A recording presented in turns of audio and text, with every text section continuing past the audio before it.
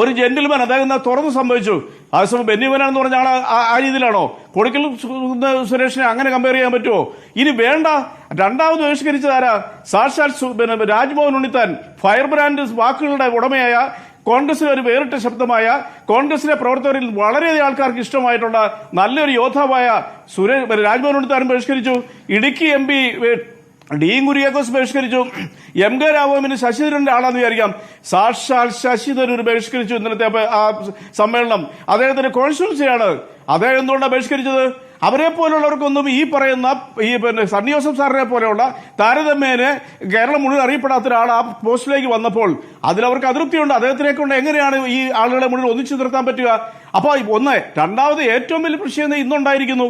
മുഴുവൻ MP മാരെയും മുതിർന്ന നേതാക്കന്മാരെയും ഇവിടെ VM സുധീരന് എക്സ്ക്യൂസ് കൊടുക്കുന്നതിനെ കുറിച്ച് പ്രിയപ്പെട്ട ശ്രീകുമാർ സാർ പറഞ്ഞു.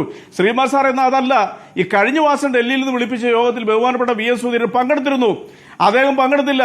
രണ്ടാമത് പങ്കെടുത്താത്ത ആരാ? സാക്ഷാൽ K സുധാകരൻ ഇന്ന് പങ്കെടുത്തില്ല. K സുധാകരൻ തന്റെ വിയോജിപ്പ് പറഞ്ഞു കഴിഞ്ഞു, പരസ്യമായിട്ട് തന്നെ അദ്ദേഹം പ്രകടിപ്പിച്ചു കഴിഞ്ഞു. മൂന്നാമത് പങ്കെടുക്കാത്ത ആരാണ്? K മുരളീധരൻ പങ്കെടുത്തിട്ടില്ല. കർശനമായിട്ട് പങ്കെടുക്കണമെന്നാ പറഞ്ഞേ. ഈ പുതിയ ടീമിൽ കുറെ ആളുകളല്ല, അതുകൊണ്ട് ആരും അവിടെ പോയില്ല. AICCയുടെ പരമോന്നത നേതൃത്വത്തെ പോലും അവർ ധിക്കരിച്ചിരിക്കുന്നു. അപ്പൊ ആദ്യം തന്നെ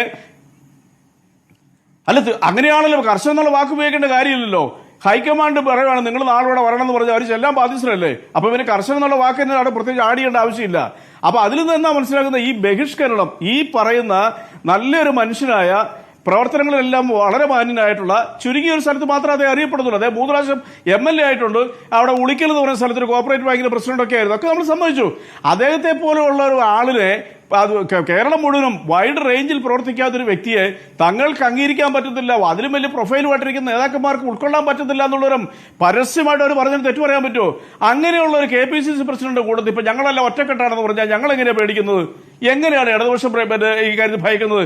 ഇടതുപക്ഷം 3.0 3.0 ഒരു സംശയമല്ല കാര്യത്തിൽ. അതുകൊണ്ടാണ് ഞങ്ങൾ ഇവിടെ പറയുന്നത്, ഞങ്ങളെ സംബന്ധിച്ചിടത്തോളം ഒരു വലിയ ഒരു പ്രശ്നമേ അല്ല ഇടതുപക്ഷത്തെ സംബന്ധിച്ചിടത്തോളം. സാധാരണ കോൺഗ്രസിന് വേണ്ടി വളരെ തീവ്രതയോടെ വാദിക്കുന്ന ആളാണ് സണ്ണിക്കുട്ടി അബ്രഹാം സാറ്. അദ്ദേഹം പോലും ചില കാര്യങ്ങൾ ചൂണ്ടിക്കാട്ടി, അദ്ദേഹത്തിന് വിഷമമുണ്ടാകും. പക്ഷെ ഒരു കാര്യം നമുക്ക് വളരെ വ്യക്തം, കേരളത്തിലെ ജനങ്ങൾക്ക് ഒരു കാര്യം മനസ്സിലായി, കോൺഗ്രസ് പറഞ്ഞ രാഷ്ട്രീയ പ്രസ്ഥാനത്തിന് ഒരിക്കലും ഒറ്റക്കെട്ടായിട്ട് മുന്നോട്ട് പോകാൻ പറ്റത്തില്ല. അതൊരു ഒരു വിധം പറയുകയാണെന്ന് അദ്ദേഹം ചെന്ന് കയറിയിരിക്കുന്ന ആ കൂട്ടിൽ നിന്നും അദ്ദേഹത്തിന്റെ മാനസിക സംഘർഷം എന്നാണെന്ന് നമുക്ക് വളരെ വ്യക്തമായിട്ട് തന്നെ അറിയാൻ പറ്റും. ഇനി ഒറ്റ വാചകം കൂടെ പറയാം. ആദ്യത്തെ ഘട്ടത്തിൽ MM ഹസൻ എന്ന് പറയുന്ന നേതാവുണ്ട്. എന്റെയൊക്കെ ചെറുപ്പത്തിൽ ഞാനൊക്കെ LP സ്കൂളിൽ പഠിക്കുന്ന കാലത്ത് KSUവിന്റെ പ്രസിഡന്റായിട്ട് കേരളത്തിൽ വലിയ രീതിയിലുള്ള ഒരു പ്രസംഗിച്ച് ജനങ്ങളെ അല്ലെങ്കിൽ പ്രത്യേകിച്ച് യുവാക്കളുടെ ഹരമായിരുന്നു MM ഹസൻ. അദ്ദേഹം പദവി വഹിച്ചിട്ടുണ്ട്. 5 തവണ MLA, 1 തവണ മന്ത്രി, താൽക്കാലികമായിട്ടൊരു പ്രസിഡന്റ് സ്ഥാനത്തിരുന്നു. 4 വർഷമായിട്ട് UD കൺവീനർ സ്ഥാനത്തിരുന്നു. അദ്ദേഹം പല രീതിയിൽ മനുഷ്യർക്ക് വിയോജിക്കുന്ന പല കാര്യങ്ങളും പറഞ്ഞിട്ടുണ്ട്. അതൊക്കെ ശരി, അതിലേക്ക് ഞാൻ പോകുന്നില്ല. അദ്ദേഹത്തിനോടൊരു കാരണം പോലും കാണിക്കാതെ തോളത്തെടുത്ത് ഷർട്ടെ പിടിച്ച് മാറ്റിയിട്ടു. ഇന്നലെ വൈകുന്നേരം ഒരു വാക്ക് പോലും പറയാതെ അദ്ദേഹത്തെ തഴഞ്ഞു. എന്ത് തെറ്റായത്? ഇന്നലെ വൈകുന്നേരം 6 മുസ്ലിം സംഘടനകൾ ഇന്നലെ തിരുവനന്തപുരത്ത് പാളയത്ത് ഒരു ഓഡിറ്റോറിയത്തിൽ കൂടി അദ്ദേഹത്തിനെ, ആ മുസ്ലിം സമുദായത്തിന്റെ ഒരു പ്രതിനിധി അല്ല, ഒരു മതേതര മുഖമായ അദ്ദേഹത്തിന് നിഷ്കരണം തള്ളിക്കളഞ്ഞതിനെതിരെ അവർ പ്രമേയം പാസാക്കി. ഇന്ന് അത് പത്ര റിപ്പോർട്ടുണ്ട്, എന്റെ അടുത്ത് തന്നെ ഒരു കോപ്പിയുണ്ട്. അപ്പോൾ പുത്തനരിയിൽ കല്ല് കടിച്ചിരിക്കുന്നു.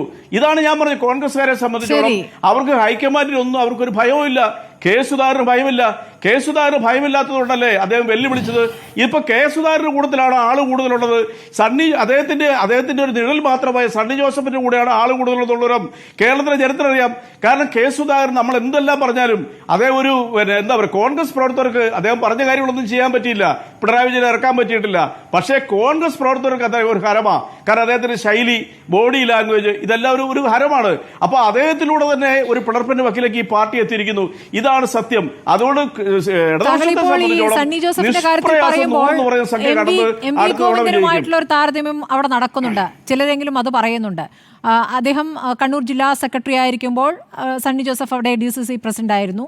ഇപ്പോൾ ഇതാ KPCC പ്രസിഡന്റ് ആകുന്നു, അവിടെ CPM സംസ്ഥാന സെക്രട്ടറി ആകുന്നു. അപ്പോൾ ആ നിലയ്ക്ക് കണ്ണൂരിൽ നിന്ന് വരുന്ന 2 നേതാക്കൾ എന്ന നിലയ്ക്ക് ഒരു നേതാവ് ഉയർന്നു വരേണ്ടതില്ല എന്ന് താങ്കൾ ഉദ്ദേശിക്കുന്നുണ്ടോ? ഉയർന്നു നിൽക്കുന്നവർ തന്നെ മതി ഇനി അങ്ങോട്ട് എന്നതാണോ താങ്കൾ പറഞ്ഞതിന്റെ ഒരർത്ഥം?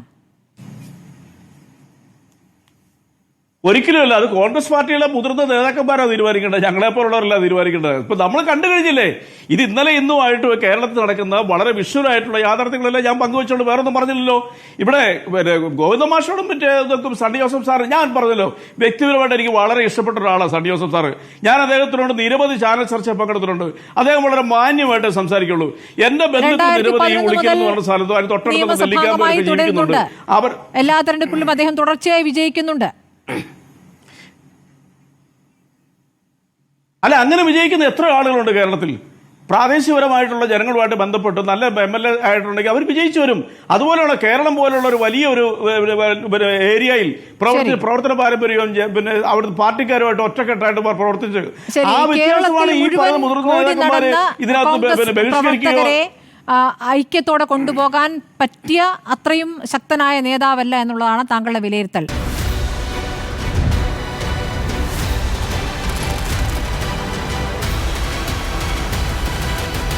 ഡിബേറ്റ് വിത്ത് സ്മൃതി പരുത്തിക്കാട്.